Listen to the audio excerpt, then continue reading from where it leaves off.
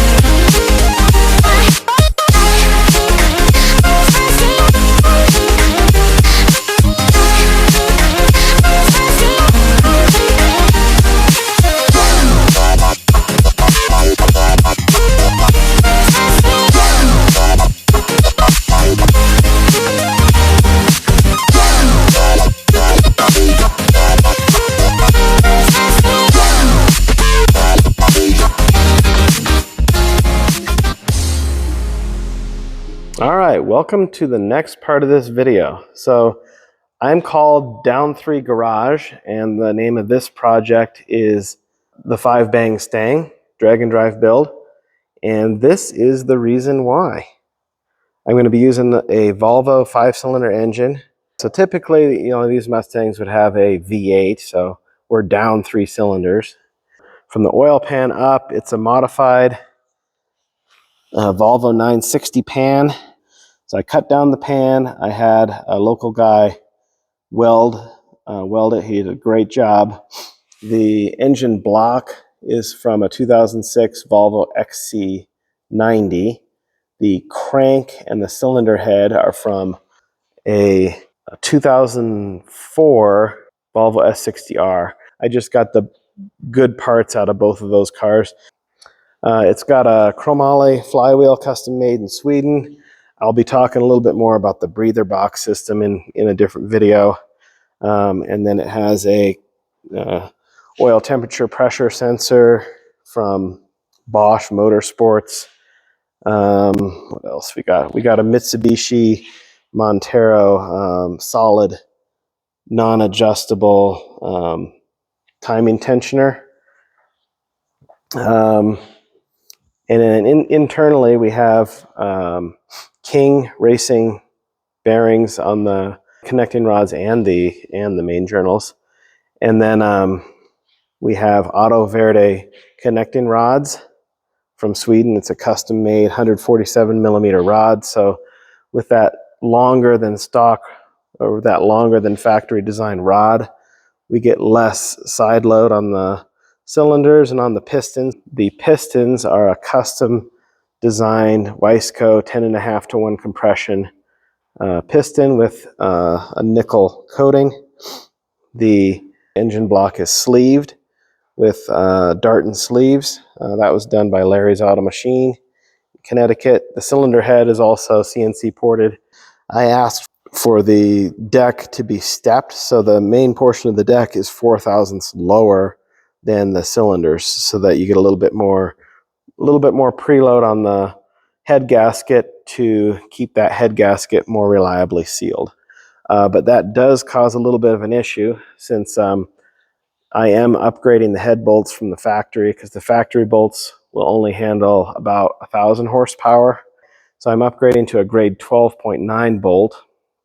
I'm going to about 90% of the yield strength on that, so I don't have to replace the bolts every time. In the next step of this video, I'm going to be cutting down the Volkswagen head bolts to the right length.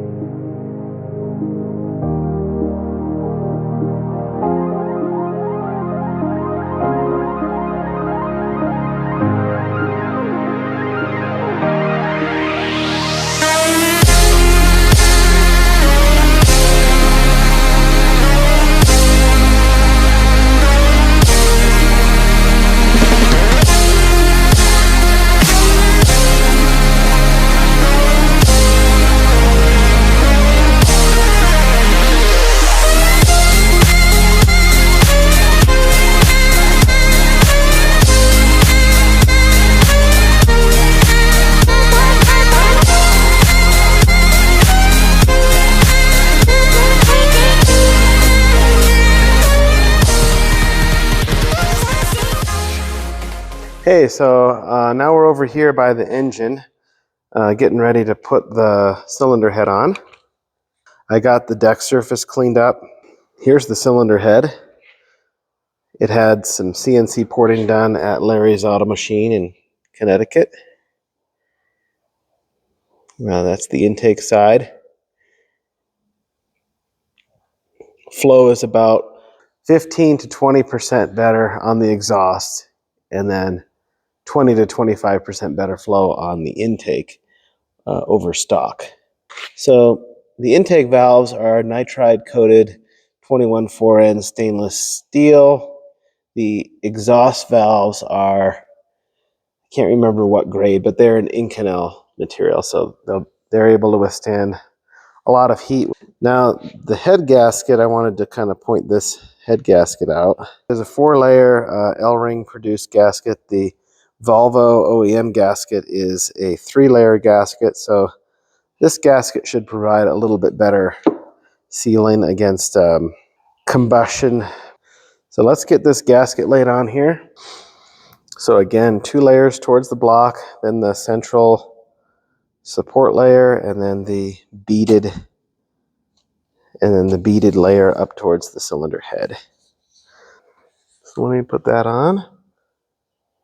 I want to go slow here so I don't get it in the wrong position. Okay.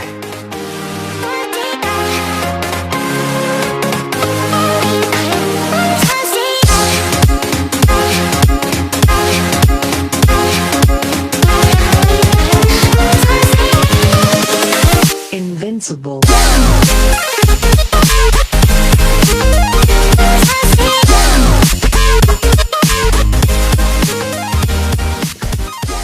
Okay, I got that one bolt here figured out. So there was there was a little bit of oil in the head bolt hole in the cylinder block. So I just took that bolt out and turned the block upside down, or turned the whole engine upside down. Got maybe a teaspoon of oil out of there, so it was over lubricated, I guess. But and now all the bolts run down all the way easily, and there's no hydraulic lock. This is what I came up with for the torque levels and the torque patterns. So we'll start with step 1, which will be 15 foot-pounds, and we'll go linear. So we're going to start at number 5, go 1, 2, all the way to 12. Then the second step is 35 foot-pounds. We'll go spiral pattern, which is the standard pattern that you would use on a Volvo, except the only thing I changed was in the spiral pattern, instead of starting over on this side of cylinder number 3 and going 1, 2, 3, 4. Starting over on this side of cylinder 3, 1, 2, 3, 4. And that way we don't end on cylinder number 5, which had more of a issue with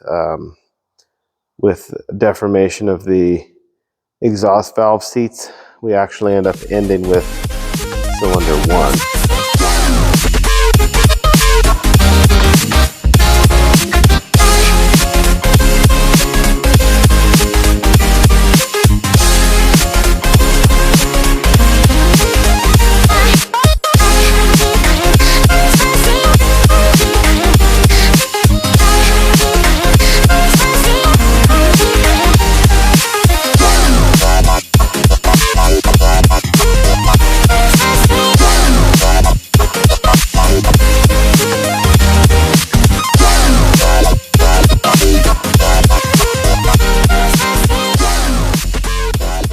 All right, I'm going to do a leak down test after the revised torque sequence, new bolts, and different head gasket.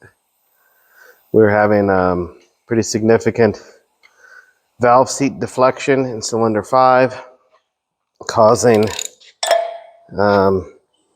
leak down numbers around 23 to 25%.